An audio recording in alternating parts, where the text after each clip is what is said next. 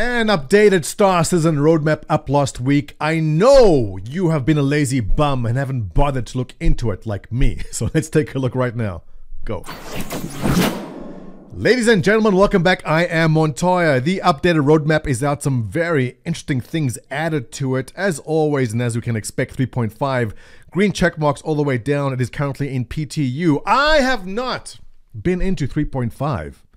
yet, because I keep on saying, you know, it's in PTU now, they'll release it any day, and I don't want to bother downloading it if it's going to be released to the PU anytime soon, and I've just dragged it on and on. At this point, I'm just going to wait. I want a nice polished experience at 3.5.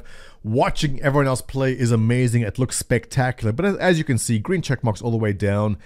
Not much new happening there at all, just some bug fixes, but check it out, 3.6. This is interesting. Hover mode. I don't know about you, but the one thing that irks me, I have been irked in Star Citizen, is when someone comes along in the ship and they point their nose down at some weird angle and they just hover above you off the ground, not moving. It is unrealistic, it doesn't look good, and I'm happy to see in 3.6 hover mode is updating. Let's take a look at exactly what hover mode is over here. And we'll jump over to the actual RSI explanation. Hover mode.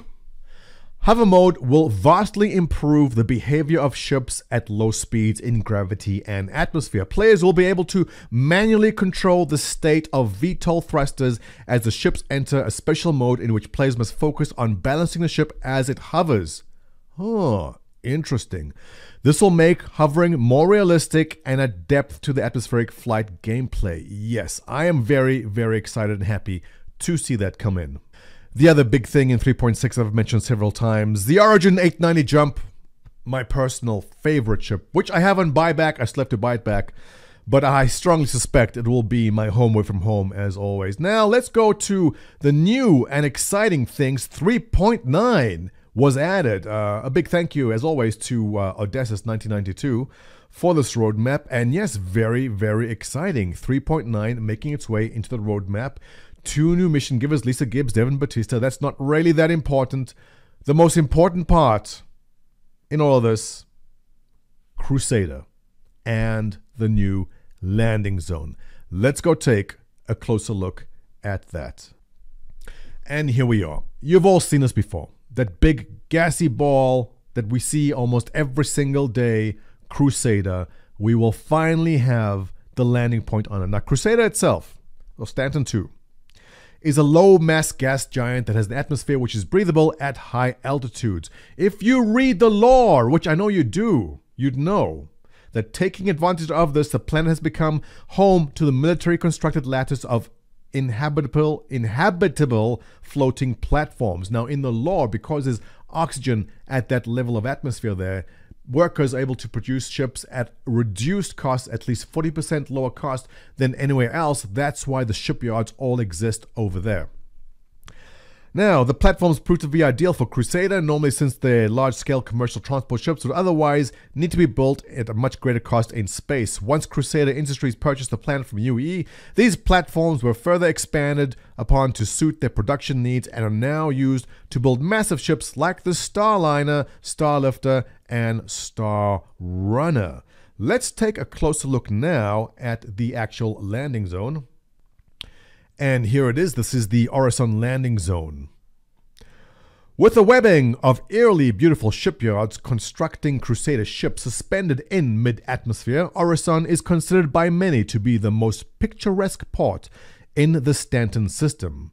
As the main landing zone on Crusader, in addition to the shipyards, its lattice of platform houses the company's headquarters and employee habitation area. Beyond Crusader's commercial needs, many tourists visit the world, often brought here by the Crusader's own Genesis Starliners, looking to experience the stunning vistas offered by Orison's verdant gardens and gas giant clouds below. Now keep in mind, you know what, let's go find some images here for you. Alright, here we go. Now these are coming to you from starcitizen.tools, which is a wonderful wiki, go check it out. A lot of this concept art was made a long time ago, so while don't expect it to look exactly like this, this is a very good picture of what it may look like. Let's take a look at a few more. This is the picture we saw in the recent image, just a larger version of that. Shipyards, everything floating, very, very pretty. Oh, look at that.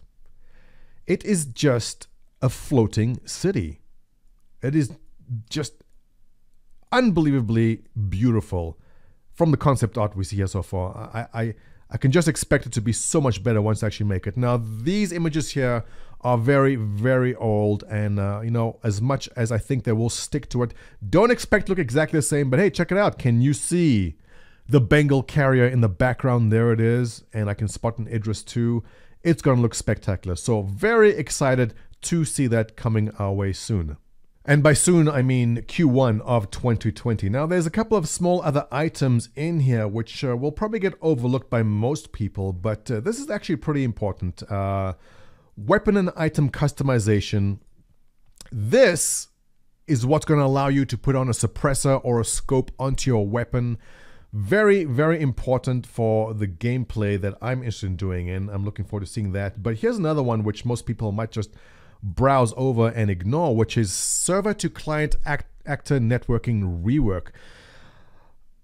In its current state, Star Citizen has to basically attract new players by showing them how amazing the game is. Look what we can do. Now, the problem I run into, the problem I see a lot when I watch people stream, is when you have 10, 20, 30 people playing, you see characters jumping along, rubber banding, hopping from one spot to another. The motion isn't smooth.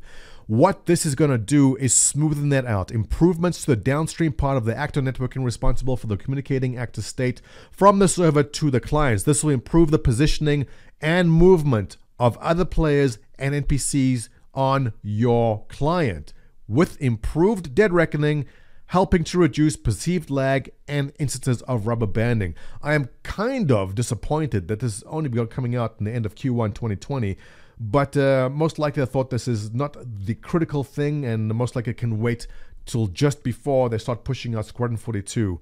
So with that, it concludes this video about all the new parts coming out in the roadmap.